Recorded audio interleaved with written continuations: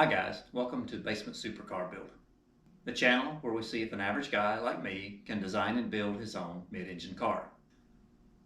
This video will be a highlights video of the work that was finished this week. If you want to see the actual work take place, watch the full-length video for this week. And with that out of the way, let's get started on this week's video. So I just welded both of the coil shock mounts on, and I've got this one bolted back onto the car and the shock is attached, and everything looks like it aligns really nice. Pretty happy with that.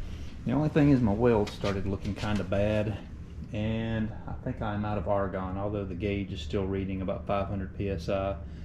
I'm not sure it's accurate. It's welding like I don't have enough gas going to it, so I'm going to take a break, run to the welding store, get a new tank of gas, and then we'll come back and continue mounting the other side and see if we can get the front of the car off the blocks and sitting on the actual shocks. Got lots to do this weekend, but let me go get some gas and we'll pick up where we left off. Quick little update.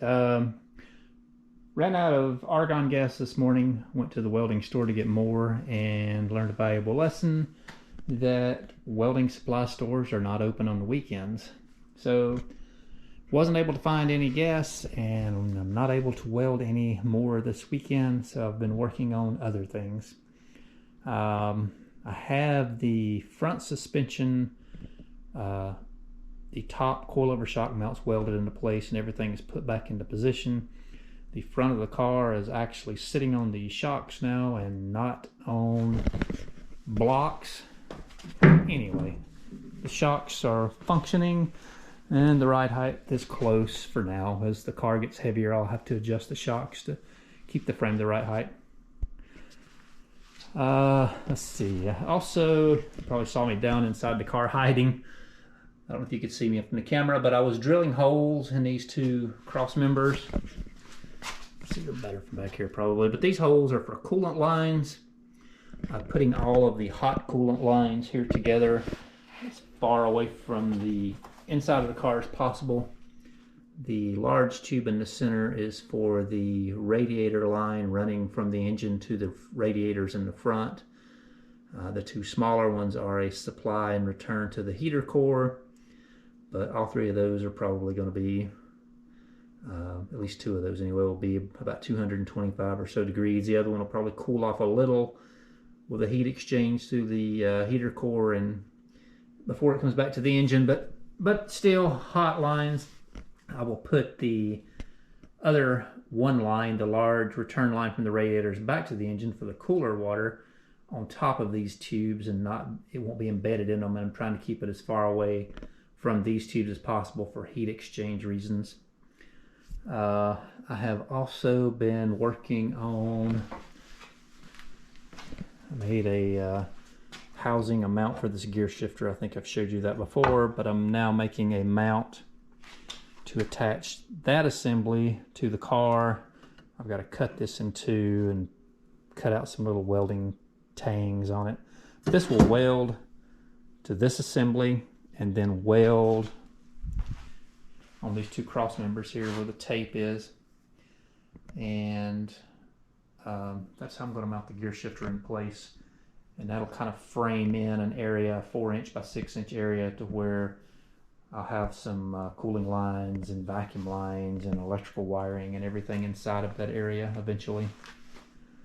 And what else did I do today? Oh, making pieces for the steering rack mount.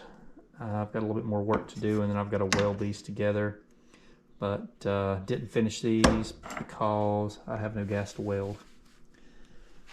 But I think that's it. I'm going to call it a day, but that is what I have accomplished today.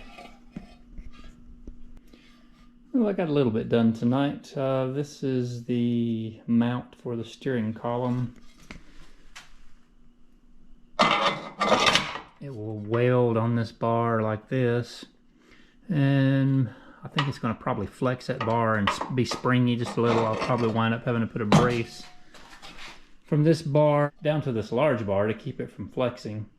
but we'll see once I get it welded on. And started making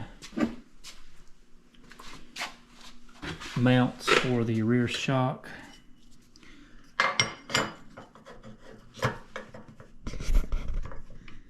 Which will weld on here like this. And that's how I'm going to attach the topper shocks. Changed my mind from doing a vertical one because I thought it would be stronger this way. If I mount this vertical, I'm trying to shear these flat pieces of metal off, shear the welds loose, and just didn't think that would be strong enough. I thought turning this way would be much stronger, and that is the route that I'm going with. So that's my update for tonight.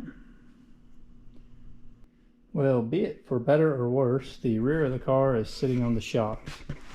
I don't have all of the hardware to bolt the A-arms on with, so I've got a couple of drill bits stuck in these holes, and I have nothing stuck in these holes, just wedged in between the mounting brackets.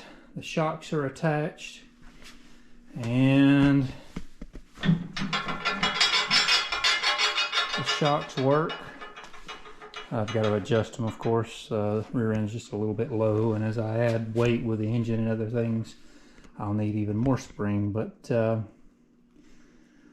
glad to finally get that finished.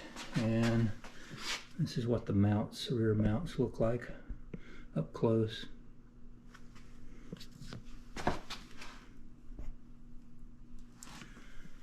So I'm going to call that finished for now, and we will move on to something else.